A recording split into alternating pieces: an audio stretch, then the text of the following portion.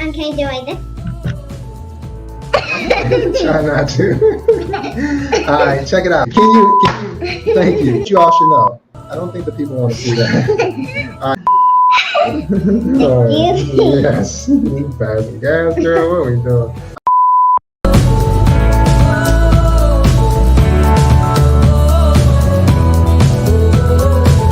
What's going on, my money mavens and Moolah misfits? It's me, Joe Knows Money, here with Chloe Knows Money. All right, so we're here for Kids Money 101, right? And really the purpose of Kids Money 101 is for us to focus on how to make sure that our kids are better at money than we are. Now, I can share with you all this. Over my 20 plus years of experience as a financial advisor, I found that not many people actually teach their children about money.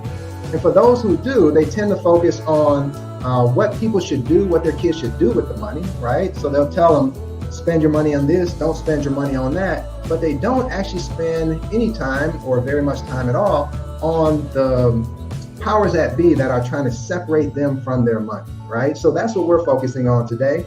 And I'll explain more what I mean by that, right? And I have my resident expert, Kid Chloe Cakes, here to help me through this, seminar. All right, there we go, pop it up for ourselves. So here's what everyone should know. Just knowing is not enough. Again, telling our kids what to do versus showing them how to do it is not going to be enough. And let me give you a few examples. People know that you shouldn't smoke. Matter of fact, it says it right there on the package how bad it is for you, yet people do it anyway. All right? Yeah. The other thing is people know not to take in more calories than they burn because that will cause them to gain weight, yet people do it anyways. And the same thing is true with money. People know that you should not spend more than you make, right? Because if you save more than you spend, you'll actually have money left over, yet people don't do it. So if people know these things, why can't they help themselves? Why do you think, kiddo guys? I don't know. All right, well, why don't I share with you what I think it is? First off, people look at it and say, well, it appears to be a simple solution to a simple problem. You should ask yourself, well, what does that mean? Does that mean that we're genetically predisposed to just being consumers, to consuming something? Or is it that we merely lack willpower? Or is it something together different, right? So it's altogether different. Well, here's what I'll share with you. What if there is some truth in the statement that people just can't help themselves? That starting in childhood, my kiddo cakes is 5 or younger even, right? Starting very early on in childhood, we are dealing with forces that are much more powerful than willpower. What do you think those forces are, kiddo cakes? It's the force in advertising called product placement advertising. That's right, kiddo cakes. Very well done. So product placement advertising. If you haven't heard of it before, it's actually the worst kind of advertising for children because it's the best kind of advertising for advisors due to the effectiveness, right? So if you look at it, there's a study in 2018 that showed that product placement increased the likelihood of a purchase by 11%. Also, it increased by 10% the effectiveness of the brand affinity. So it's extremely effective. So what is product placement? Do you remember what product placement is? PP. Yes, it is. That's the abbreviation.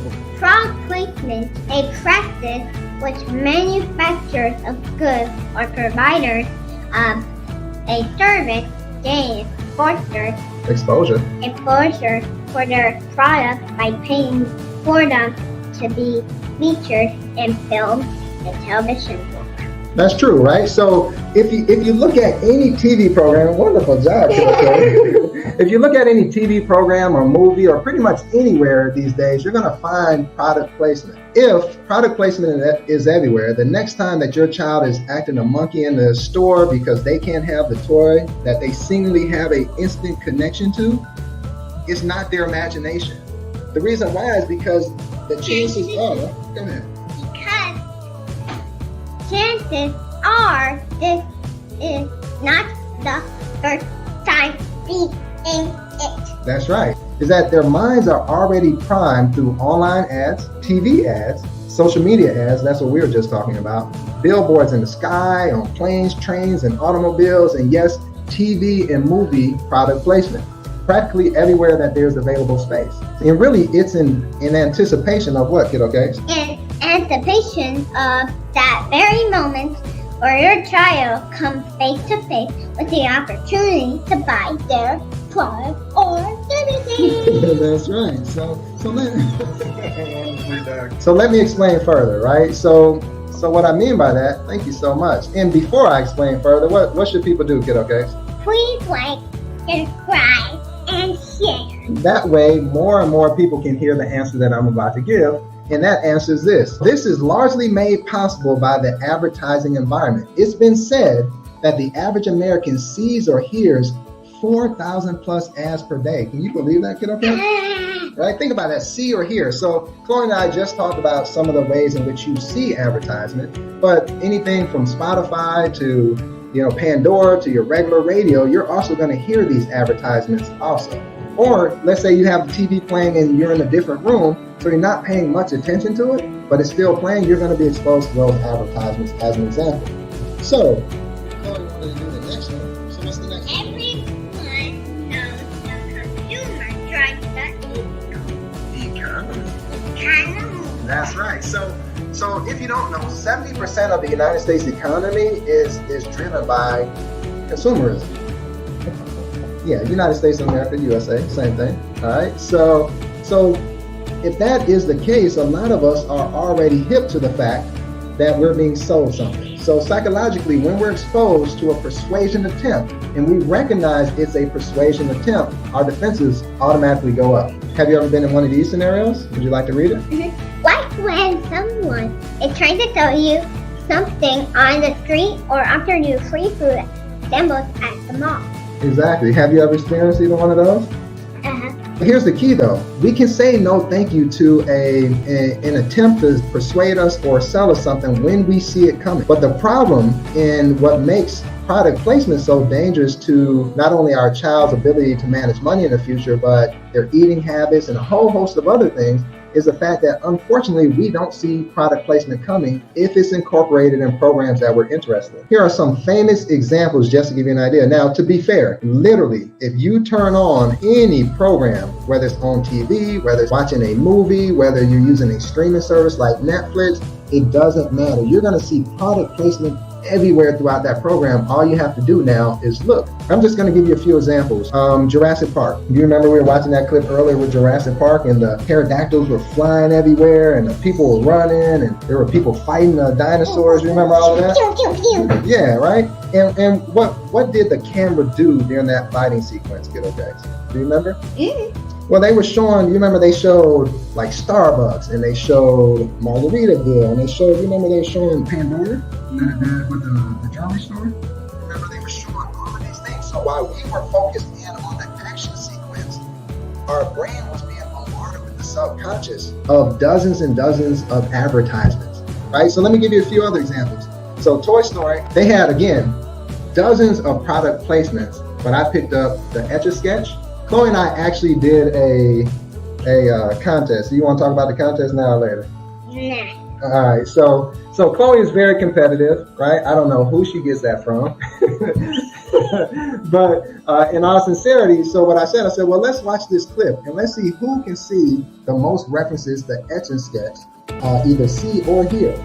And I think we tied. Okay. So what number did we tie at? How many references were there? 6.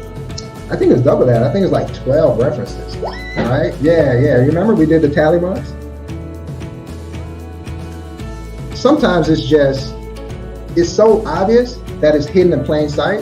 And that would be an example of like the Lego movies. Now, we like the Lego movies, don't we? Yeah, but one big ad. It is one big ad, right? Really think about it. So if you look at the research, right, because it was a beautiful storyline, very engaging and entertaining as well. So bravo to them for doing a movie really well. From their perspective though, they made over $80 million from the film itself. And then on top of that, they saw their overall sales of Legos go up by 11% following the movie. So it's literally one big advertisement, hence the name of the movie. And then probably the biggest product placement in history, and this is why it kicked things off, is E.T. So that's my generation, right? Extraterrestrial, where in the early 1980s, E.T. was a super smash hit. I'm talking to you parents out there of that generation, in which the little boy in E.T. actually led E.T. into his home using Reese's Pieces candy. And Reese's Pieces was only 2 years old. Here's a little fun fact. First, they approached Mars regarding some candy that they could advertise, but Mars turned them down. So then they approached Hershey, and Hershey struck $1 million deal with the movie in order to have Reese's Pieces featured, and the sales skyrocketed by over 60% after the movie, right? So this just shows you the power of product placement, right? So think about that, kiddo. If you see like Reese's Pieces or you see this candy advertised in one of your favorite movies, wouldn't you want to try that candy? Yeah. Yeah, so that's the thing. Only if it's vegan. She said only if it's vegan candy. All right, I'm with you on that, kiddo case. All right, so what are some of the things that you can do to combat product placement? Well, the first thing is awareness. So if your children are aware of the tricks that advertisers use to influence their buying decisions, their defenses will be up so that they can combat it, and fewer ads will seep into their subconscious. Like this? Right. Are you familiar with what subconscious means, kiddo case? Yeah. All right. It means aware. Okay. So you can consciously say no to somebody when you know they're trying to sell you something. But if they're slipping through your defenses, it's going to enter into your subconscious. So the next time you go into the store, just like a kid, this applies to adults like us as well. Just like a kid, you say, ooh, I want to try that, or ooh, I need to have that. And chances are it's because your brain has been primed and conditioned with a bombardment of advertisements to make you believe that you are making a conscious decision of your own, when in actuality it's the advertiser that has subconsciously primed your brain to make the decision that they want you to make. So we can do some money exercises. That's one of the ways in which you can be sure that your child is not only hearing what you're saying to them, but you can actually sit next to them and point out what it is that you're seeing so they know how to identify it themselves. That's right. So let me ask you this, kiddo. Can you explain in your words, like, how did you find that exercise to be fun? Well, because we were having a competition. And it was pretty fun. Pretty fun. And was it helpful for you to see, like, oh, this is product placement and that's product placement? Do you think you'll better be able to identify it on your own when you watch a cartoon or movie next time? Very nice. All right, so check it out. Our family money philosophy is what, kiddo? Okay. Someone is always trying to separate you from your money. And it's always their job to figure out how. When Chloe sees ads, they are just trying to separate you from your money. Now, how many times have I heard you say that, right? So the mantra creates a speed bump to impulsiveness. It's something that your child will ask themselves, is this something that I truly want, or is my desire being influenced by advertisers? So but just by giving your child that speed bump, by understanding that someone is trying to separate them from their money, that they will, give a first and second thought to a purchase to make sure it's something that they truly want, and that it's something organic versus something that is a manufactured desire, right? So it's a really powerful way. Just that awareness will slow it down enough, the thought process, to really figure out where is it coming from, organic or not. What's the second thing you can do, kiddo? Pay for ads, free service like YouTube or Pandora. That's right. So, here's the ironic thing about it. I'm kind of on the fence. I'm thinking about it, and in all likelihood, we'll probably do it when it comes to ad-free YouTube. The irony of it all is that there are some really good advertisements, right? What was one of the things that you just got, a service that you just purchased that you first saw on YouTube? Adapted Minds. Adapted Minds, yes, right? So that's something that Kiddo Cakes actually seen advertised. And she essentially gave us a whole presentation on why we should purchase it for them. And that was something that